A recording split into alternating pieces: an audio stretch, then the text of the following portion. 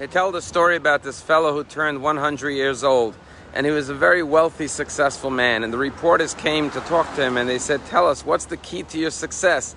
And he said, "It's one word." They said, "Really, one word? All of your fortune you could explain in one word?"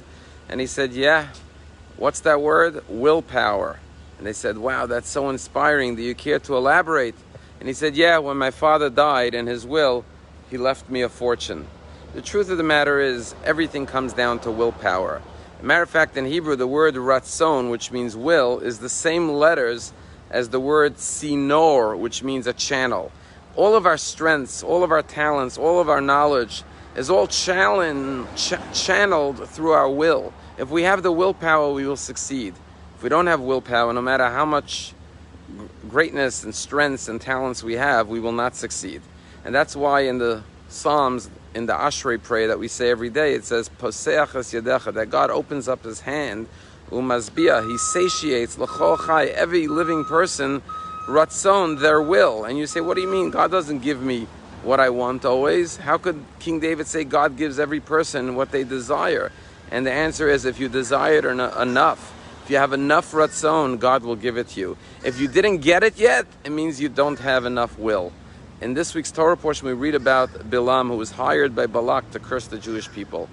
And at first, God tells him not to go with the people who want him to curse the Jews. And he turns them down and sends them off.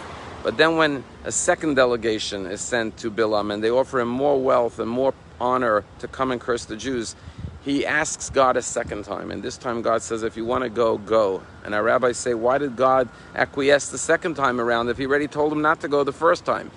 And our rabbis say God saw that he really wants to go. And wherever God sees a person's will is, God gives them free will and lets them follow their will. And that's why he was allowed to go and follow his will. Even though he was a great prophet, his downfall was that his will was negative to destroy the Jewish people. If you have a positive will in life, you will be successful. And if you have not been successful yet, it means that you just have to increase your will and your desire. And if you have the proper desires, God will always make you succeed. Last night in Israel, there was an incredible wedding of Gilad Shalit. Gilad Shalit was captured by Hamas and sat in captivity with his life being threatened for 5 years. He was released after 5 years in a trade that Israel made with Hamas.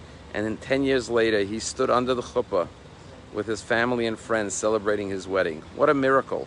And as I looked at him and I looked at his parents, I thought about the fact that for 5 years, they didn't know if he would survive. What a joy for parents who didn't know if their child would ever come home to stand under the chuppah. A wedding is such an emotional time. How emotional must it have been for them?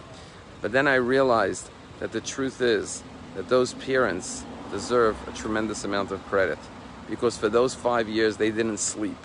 They kept Israel aware and alert to their son's plight constantly. I remember going to Israel summer after summer, and I would meet Gilad Shalit's parents who sat in a tent that they made full of photos of their son with banners that said "Free Gilad Shalit" right across the Prime Minister's home, so that he could never forget the plight of their son and remember to bring him home. And because they campaigned tirelessly for 5 years, they managed to do the impossible, to release their son from captivity, from a terrorist organization that wants nothing more than to kill Jews. Yet their son came home safe.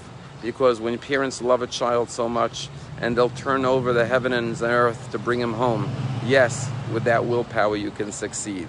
Let last night's wedding be an example to all of us that our greatest dreams and our greatest joys can come true if we only have the proper amount of will and desire, and we follow our passion and our dreams. Have a wonderful day.